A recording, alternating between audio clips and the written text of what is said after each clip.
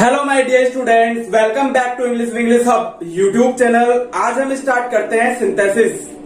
तो सिंथेसिस दो या दो से अधिक साधारण वाक्यों को मिलाकर एक नया साधारण वाक्य बनाना, या फिर एक नया मिश्रित वाक्य बनाना, या फिर एक नया संयुक्त वाक्य बनाना होता है।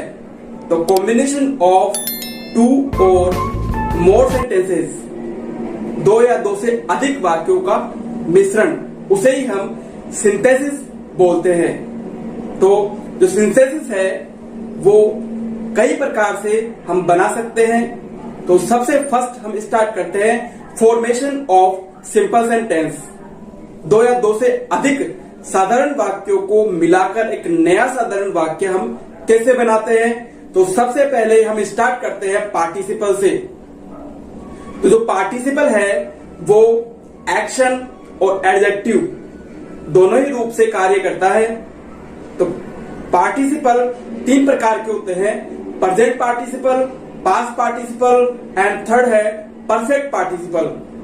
जो प्रेजेंट पार्टिसिपल है वो वर्ब की आईएनजी फॉर्म होती है और ये इस प्रकार से कार्य करता है यदि एक के बाद में तुरंत दूसरा कार्य हो, या फिर एक कार्य के बदले दूसरा कार्य हो, या फिर जो दूसरा कार्य है वो एक कार्य का परिणाम हो। तो हम उस कंडीशन में प्रेजेंट पार्टिसिपल का यूज करते हैं। सेकंड है पास्ट पार्टिसिपल। तो पास्ट पार्टिसिपल होता है वर्ब की थर्ड फॉर्म। यह एडजेक्टिव के रूप में कार्य करता है, विशेषण के रूप में कार्य करता है। थर्ड है परफेक्ट पार्टिसिपल। तो जो परफेक्ट पार्टिसिपल है उसमें हैविंग प्लस वर्ब की थर्ड फॉर्म होती है और ये कार्य को कंप्लीट होना दर्शाता है। तो हम सबसे पहले स्टार्ट करते हैं प्रेजेंट पार्टिसिपल। इसमें सेंटेंस है I reached home, I took off my clothes. तो इसमें दो अलग अलग वाक्य हैं जो संपूर्ण अर्थ देते हैं, पूर्ण अर्थ देते हैं, और हम दोनों वाक्यों को मिलाकर एक नया साधारण वाक्य यहाँ पर बनाएंगे। तो इसमें हम प्रेजेंट पार्टिसिपल का यूज कर रहे हैं। तो जो पहला कार्य है वो है हमारा आई रीच्ड होम, मैं घर पहुंचा। फिर उसके बाद में आई टुक ऑफ माई क्लोथ्स, फिर मैंने कपड़े खोले या कपड़े उतारे। तो ऐसा तो हो नहीं सकता कि वो घर पहुंचने से पहले ही कपड़े उतारे या फिर कपड़े बदलेगा। तो जो पहला कार्य है वो ही यहाँ पर कन्वर्ट होगा प्रेजेंट पार्टिसिपल में। तो इस प्रकार से यह बनेगा reaching home, I took off my clothes. Second sentence है I was hungry, I took my food. मैं भूखा था और फिर मैंने अपना भोजन किया। तो एक के बाद में दूसरा कार्य यहाँ पर हो रहा है, फिर एक कार्य का जो दूसरा कार्य है वो परिणाम यहाँ पर बन रहा है। तो जो दूसरा कार्य यहाँ पर पहले कार्य का परिणाम है। तो इस प्रकार से बनेगा being hungry, I took my food. तो यहाँ पर जो वाज है वो टू बी फॉर्म है। तो टू बी फॉर्म होने के कारण यहाँ पर जो वाज है वो आईएनजी फॉर्म में यदि हम यूज करेंगे तो बी की आईएनजी फॉर्म होगी बीइंग। तो बीइंग हंग्री, यहाँ पर जो हंग्री है वो है एडजेक्टिव। तो आगे जो थर्ड सेंटेंस है वो है आई सा Ramesh, he was abusing his neighbour. मैंने रमेश को देखा और वह अपने पड़ोसियों को गाली दे रहा था। तो यहाँ पर जो फर्स्ट सेंटेंस है वो है आई सा रमेश, एंड सेकंड सेंटेंस है वो ये जो कार्य है वो कौन कर रहा है, रमेश कर रहा है। तो यहाँ पर जो ऑब्जेक्ट है, ऑब्जेक्ट से रिलेटेड है दूसरा वाक्य। तो ऑब्जेक्ट के जस्ट बाद में हम प्रेजेंट पार्टिसिपल का यूज करेंगे। आई सा रमेश एब्यूजिंग हिज नेबर। इस प्रकार से हम फॉर्मेशन ऑफ सिंपल सेंटेंस बनाते हैं प्रेजेंट पार्टिसिपल से। फिर दूसरा आता है हमारा पास्ट पार्टिसिपल, जिसमें वर्ब की थर्ड फॉर्म का यूज होता है। तो वर्ब की थर्ड फॉर्म को ही हम पास्ट पार्टिसिपल कहते हैं और ये एडजेक्टिव के रूप में कार्य करता है। For example I bought a book, it was torn. तो यहां पर जो दूसरा सेंटेंस है वो सेपरेट है और यह दर्शा रहा है कि जो बुक है वो फटी हुई थी। तो हम इस प्रकार से इसको बना सकते हैं, I bought A torn book, मैंने एक फटी हुई पुस्तक खरीदी। तो यहां पर जो टॉर्न है वो एडजेक्टिव का कार्य कर रहा है। फिर आता है हमारा तीसरा है वो आता है परफेक्ट पार्टिसिपल। परफेक्ट पार्टिसिपल में हैविंग प्लस वर्ब की थर्ड फॉर्म का यूज करते हैं। तो यह कार्य को कंप्लीट होना बताता है। तो इसमें एग्जाम्पल है, she had completed her return work, she went to the market. तो जो पहला सेंटेंस इसमें है कि उसने अपना लिखित कार्य समाप्त वह कर चुकी थी और फिर वह बाजार गई। तो जो कार्य पूर्ण रूप से कंप्लीट हो गया है तो हम उसको परफेक्ट पार्टिसिपल में कन्वर्ट कर देंगे। तो having completed her written work she went to the market, इस प्रकार से बनेगा। तो यह हमारा फॉर्मेशन ऑफ सिंपल सेंटेंस है। पार्टिसिपल के बाद में आता है फिर हमारा इंफिनिटिव। इंफिनिटिव बनता है टू प्लस वर्ब की फर्स्ट फॉर्म से और इंफिनिटिव का यूज उद्देश्य या फिर परिणाम दर्शाने के लिए किया जाता है। For example, he took a knife, उसने चाकू लिया। He wanted to kill the hen, वह मुर्गी को मारना चाहता था। तो जो दूसरा वाक्य है वो उद्देश्य व्यक्त कर रहा है। तो जो कंबाइंड सिंपल सेंटेंस है वो इस प्रकार से बनेगा, he took a knife to kill the hen, वह मुर्गी को मारने के लिए एक चाकू लिया। दूसरा सेंटेंस है, ही वांट्स टू स्टडी, वह पढ़ना चाहता है। एंड दूसरा इसमें वाक्य है, he has gone to Agra, वह आगरा चला गया है।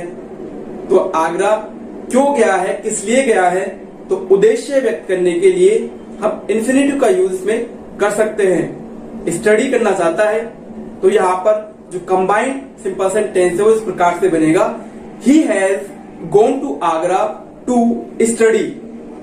फिर हमारा जो इंफिनिटिव है वो है टू स्टडी। तो दो अलग अलग वाक्यों को मिलाकर हम एक नया साधारण वाक्य यहां पर बना रहे हैं, उसी को कहते हैं सिंथेसिस।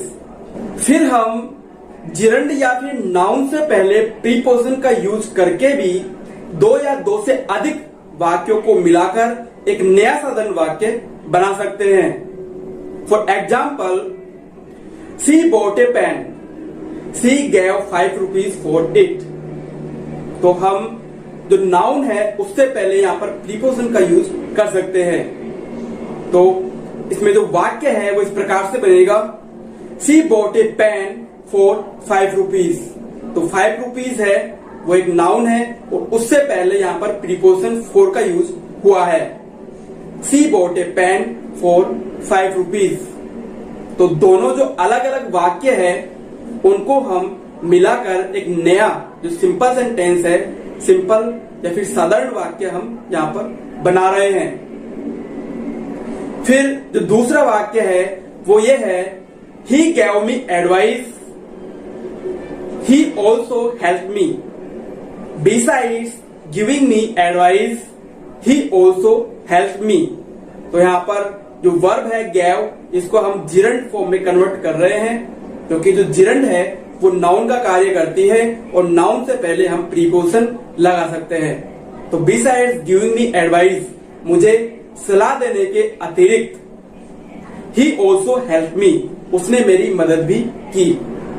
तो इस प्रकार से हम जो फॉर्मेशन ऑफ सिंपल सेंटेंस है वो हम यहां पर बना सकते हैं। आगे फिर बात करते हैं कॉम्प्लेक्स सेंटेंस की।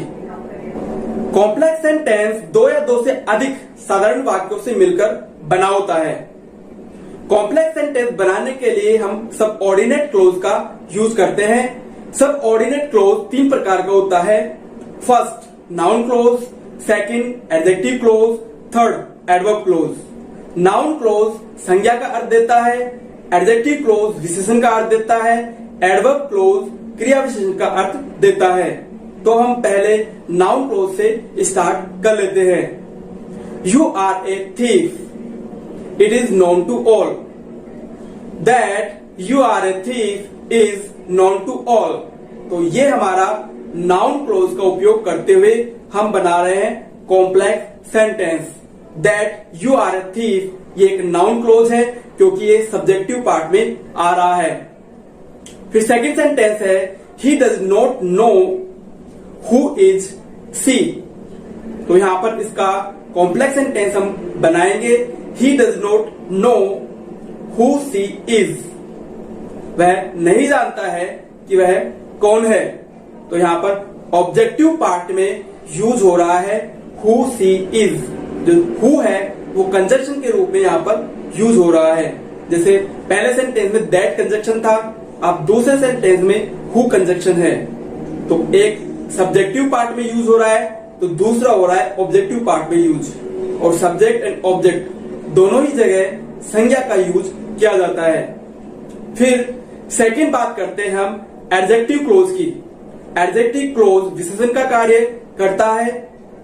फॉर एग्जाम्पल आई सा a dog, the dog was lying on the road.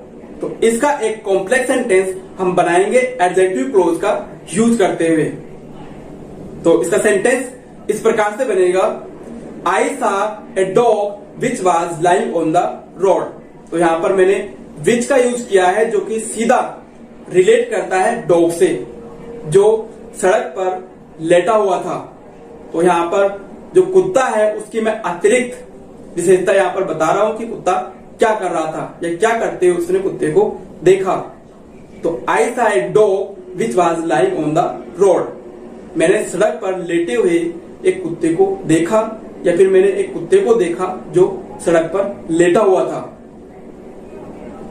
आगे है I gave him a camera, the camera was very cheap. तो इसका बनेगा sentence I gave him a camera which was very cheap. तो मैंने कैमरे के लिए यहां पर विच का यूज किया है। जब हम कंजक्शन का यूज करें एडजेक्टिव में तो वस्तु और एनिमल्स के लिए विच का या फिर डेट का यूज कर सकते हैं। मैंने उसे एक कैमरा दिया जो बहुत सस्ता था। फिर हम बात करते हैं एडवर्ब क्लोज की जो कि क्रिया विशेषण का अर्थ देता है। तो यह है टाइम, प्लेस, कंडीशन, कॉन्ट्रास्ट आदि परिस्थितियां बताता है। आदि कंडीशन में यह यूज होता है। For example I was watching the TV, my friend came. I was watching the TV when my friend came. मैं टीवी देख रहा था जब मेरा मित्र आया। तो यहां पर एडवर्ब क्लोज में ये टाइम जो एडवर्ब क्लोज है वो यहां पर यूज हो रहा है क्योंकि यहां पर जो कंजक्शन है वो व्हेन आया है। तो वह टीवी देख रहा था। किस समय टीवी देख रहा था? जब मेरा मित्र आया तो मैं उस समय टीवी देख रहा था। तो ऐसे जो वाक्य है वो एडवर्ब क्लोज में आते हैं। फिर हम कंडीशन से रिलेटेड एक एग्जाम्पल लेते हैं। If you work hard you will succeed. यदि आप कठिन परिश्रम करते हो तो आप सफल हो जाओगे। तो कंडीशन को व्यक्त करने के लिए हम कंजक्शन इफ का यूज करते हैं। I drew my sword, I wanted to defend my self. I drew my sword so that I might defend my self. मैंने अपनी तलवार निकाली ताकि मैं खुद की रक्षा कर सकूं। तो यहां पर सो दैट का यूज हुआ है। यदि हम उद्देश्य को व्यक्त करते हैं या परिणाम को व्यक्त करते हैं तो कंजक्शन सो दैट का यूज करते हैं। फिर आते हैं हमारे कंपाउंड सेंटेंस। दो या दो से अधिक साधारण वाक्यों से मिलकर बना होता है कंपाउंड सेंटेंस। कंपाउंड सेंटेंस बनाने के लिए हम कोऑर्डिनेटिंग कंजक्शंस का यूज करते हैं। वो इस प्रकार से है both and, not only but also, but as well as, either or, neither nor, etc. For example, I like football, but my friend likes cricket. मैं फुटबॉल पसंद करता हूं, लेकिन जो मेरा मित्र है वो क्रिकेट पसंद करता है। तो यहाँ पर दोनों ही वाक्य स्वतंत्र होते हैं और अपने आप में एक पूरा अर्थ देते हैं। तो कॉम्प्लेक्स सेंटेंस और कंपाउंड सेंटेंस दोनों में यही अंतर होता है। कॉम्प्लेक्स सेंटेंस अधूरा अर्थ देता है, पूर्ण अर्थ नहीं देता है और मुख्य उपवाक्य पर निर्भर होता है। लेकिन कंपाउंड सेंटेंस दोनों ही सेंटेंस स्वतंत्र होते हैं और एक पूरा अर्थ देते हैं। तो यह कंपाउंड एंड कॉम्प्लेक्स सेंटेंस में यह अंतर मैंने स्पष्ट किया है ताकि आपको यह अच्छे से समझ में आ जाए। दूसरा एग्जाम्पल है, ही टुक my pen yesterday, he returned it today. He took my pen yesterday and returned it today. तो यहां पर एंड कंजक्शन का यूज हुआ है कि उसने कल मेरा पेन लिया और आज लौटा दिया। फिर है come in time, do not come at all. Either come in time और do not come at all, या तो समय पर आओ या फिर बिल्कुल भी मत आओ। तो यहां पर आइदर और का यूज किया गया है। हम चाहे तो दोनों वाक्यों को अलग अलग भी लिख सकते हैं और दोनों वाक्य एक स्वतंत्र अर्थ देते हैं। तो कोई भी जो वाक्य है वो एक दूसरे पर निर्भर यहाँ पर नहीं है। मुझे लगता है आपको यह टॉपिक अच्छे से समझ में आ गया होगा। वीडियो को लाइक करें, चैनल को सब्सक्राइब करें और प्रेस करिए बेल आइकन पर ताकि वीडियोस के सभी नोटिफिकेशंस आपको मिल सके। सी यू इन नेक्स्ट वीडियो।